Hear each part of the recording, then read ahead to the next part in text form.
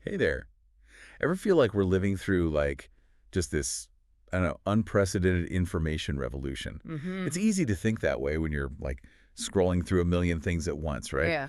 But what if I told you that all the craziness of our digital age actually has deep roots in history? Mm-hmm. Today's deep dive is going to blow your mind with historical parallels Yeah. to the ways we connect and control information Right. and try to make sense of the world. It's true. And to guide us through this journey, we're turning to Yuval Noah Harari's Nexus. Oh, great book. Yeah, he's done this amazing job of tracing the evolution of information networks Yeah. from the Stone Age to the age of artificial intelligence. It's an incredible book, and get this, Harari argues that information itself has always been like this unsung hero of history. Mm-hmm. It's like the connective tissue of humanity. Yeah, yeah. But before we had written language and all of that, how did our ancestors form those connections?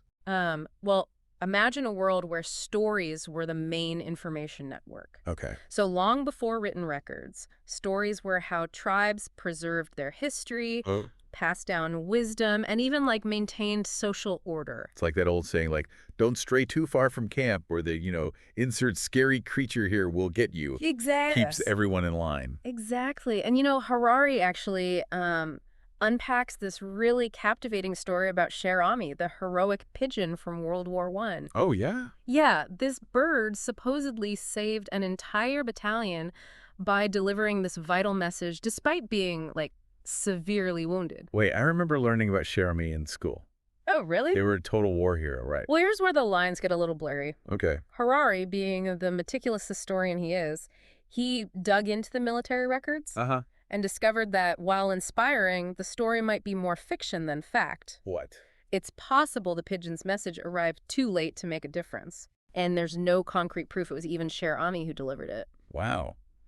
So even back then, the narratives surrounding information could be Yeah. massaged, Mm-hmm. especially if it made for a better story. Precisely.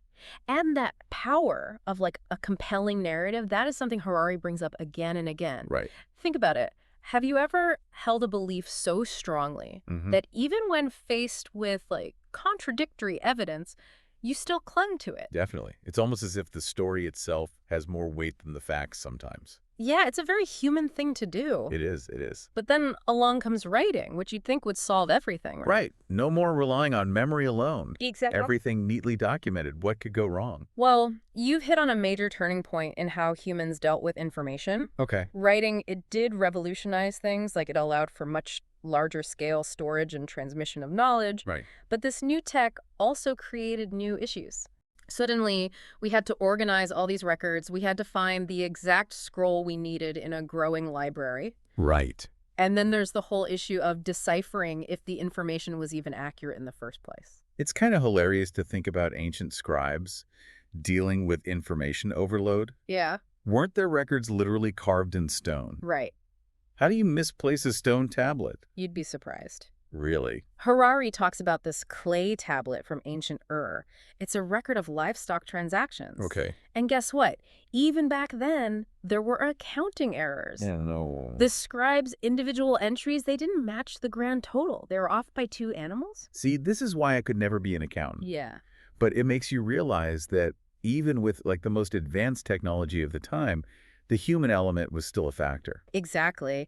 And this struggle for order amidst the chaos of information, it's a theme that repeats throughout history. Bureaucracy, with all its rules and regulations, Okay. emerged as a way to impose structure on this increasingly complex world of information. But even the most well-intentioned bureaucracy Yeah. can't account for everything. Oh, absolutely not.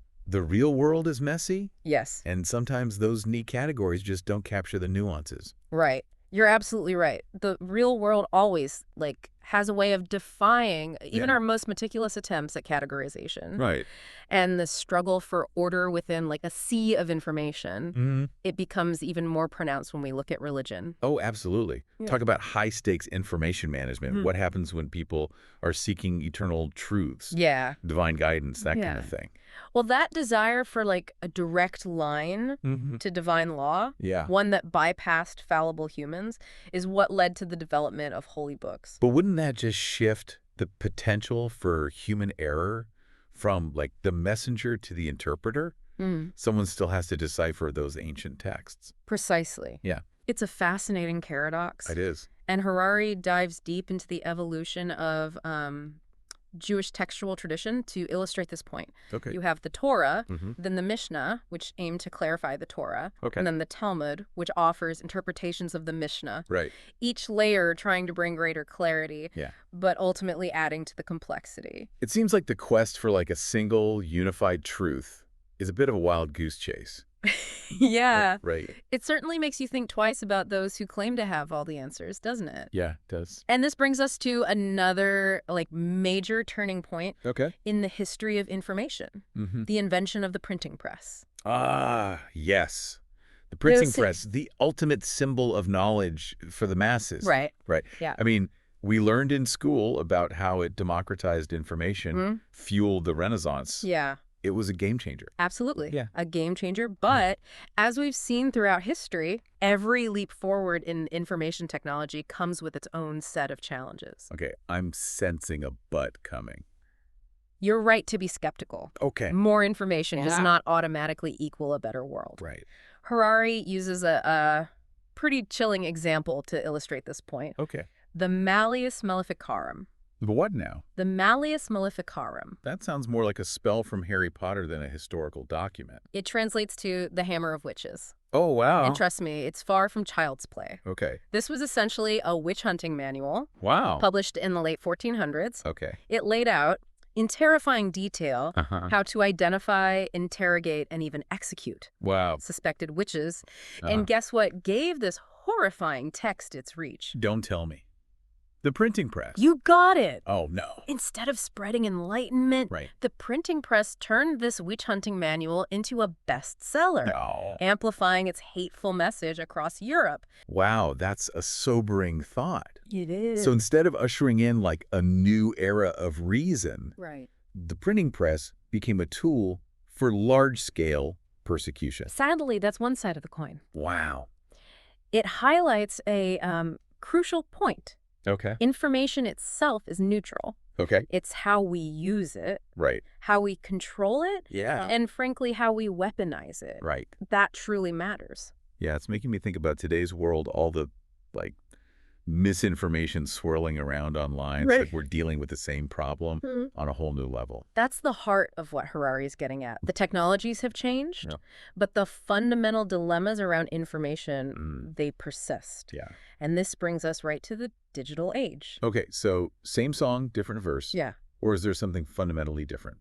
Well, think about algorithms for a moment. Okay. We often think of them as these, like, neutral mathematical formulas. Yeah. But in reality, they act as gatekeepers, shaping what information we see, how we understand the world, and even how we behave. It's true.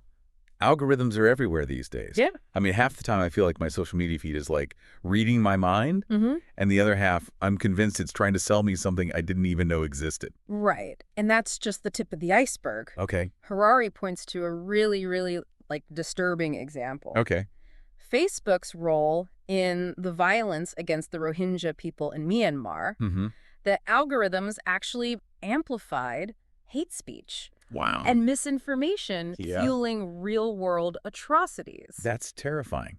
It's like a stark reminder that we're not just talking about, you know, harmless suggestions for what to watch next on Netflix, but forces that can have, like, a real impact on human lives, you know? And it brings us to a concept that Harari calls the alignment problem. Okay, the alignment problem. Yeah. What is that? Imagine, like, creating artificial intelligence with incredible power. But its goals aren't aligned with human values. Yeah. The consequences could be catastrophic. Okay, so we're not just talking about, like, rogue robots taking over the world, right? Right. But something potentially more subtle and dangerous. Like, what happens when those lines of code are making decisions about things that impact our lives, but we don't even understand how those decisions are being made? Yeah. You know? That's the crux of it. Yeah. Harari uses this thought experiment. Okay. Imagine an AI tasked with, like, maximizing paperclip production. Okay. Sounds harmless enough, right? Sure. Who doesn't love a good paperclip? Right. But what if this AI isn't properly aligned, like, with human values? Yeah. It might decide the best way to maximize paperclip production is to convert all matter on Earth, including us, into, you guessed it, paperclips. Okay, so maybe a little less harmless than I initially thought. Right. It's kind of like my Roomba. Yeah. Except instead of just, like, relentlessly cleaning my floors, it decides the ultimate goal is total world domination, starting with those pesky dust bunnies under the couch. Yeah. You know what I mean? Yeah. The point is, even something seemingly insignificant can have huge unintended consequences if we're not careful about how we design these systems. Exactly. And those consequences, like, aren't limited to the digital world either. What? Harari argues that AI has the potential to, like, reshape the geopolitical landscape, creating what he calls a silicon curtain. So, like, the digital equivalent of the Iron Curtain. Yeah. But instead of being divided by, like, ideology, right, we're separated by who controls the algorithms, who has access to the data, who's calling the shots in this new world order. It's a possibility, but it's more nuanced than a simple division. Okay. Harari believes that AI's impact on global power, it's still unfolding. Okay. And human choices will play a key role. So it's not a foregone conclusion? No, not at all. Right. It's not just about who has the most, like, advanced AI, but how we choose to govern it, regulate it, and ensure it's used ethically and responsibly. That makes sense. So it's not just some abstract geopolitical game. Right. It's about the future of our jobs. Exactly. Our privacy, our freedom. Precisely. Think about the clothes you wear. Okay. AI-driven automation could make clothing cheaper. Yeah. But it also has the potential to, like, displace workers in developing countries. It's a lot to wrap your head around. It is. So given all this, where does democracy fit in? Yeah. Can democratic systems even survive in an age where we're, like, increasingly reliant on these complex, potentially opaque AI systems? It's a question that keeps a lot of people up at night. I bet it does. Harari argues that AI presents unique challenges to democracy. Like what? Algorithms can amplify biases, erode privacy, and create systems so complex that even experts struggle to understand them. So are we essentially handing over the keys to the kingdom, but we don't even know what kind of kingdom it is, let alone who's really in control? It's a valid concern, but Harari also offers a glimmer of hope. Okay. He believes that democracies can adapt, but only if citizens understand the issues and demand transparency, accountability, and human oversight. So it's not just about building, like, better AI, but building better systems to govern AI. Exactly. Systems that prioritize human values and democratic principles. Precisely. Right. It requires a new kind of literacy, what some call algorithmic literacy. Algorithmic literacy, okay. Yeah, I like it's about understanding, like, not just how algorithms work, but how they're being used to, like, shape our world, and then, like, demanding better from those in power. You know, as we've been talking, it struck me that while the tools have changed from, like, stories around a campfire to algorithms on a global scale, the core dilemmas around information feel strangely familiar. It's a recurring theme throughout history. So if there's one thing you hope I and everyone listening take away from this deep dive into information networks, what would it be? That this isn't just a technological challenge. It's a human one. AI is a mirror reflecting our values, our biases, our aspirations. It's a powerful image. Yeah. And it leaves me, and I hope all of you listening, with a lot to think about. What does it mean to be human in an age where information is increasingly shaped by non-human intelligence? And perhaps more importantly, what role will we each play in shaping this uncertain but undeniably fascinating future? Such a good question.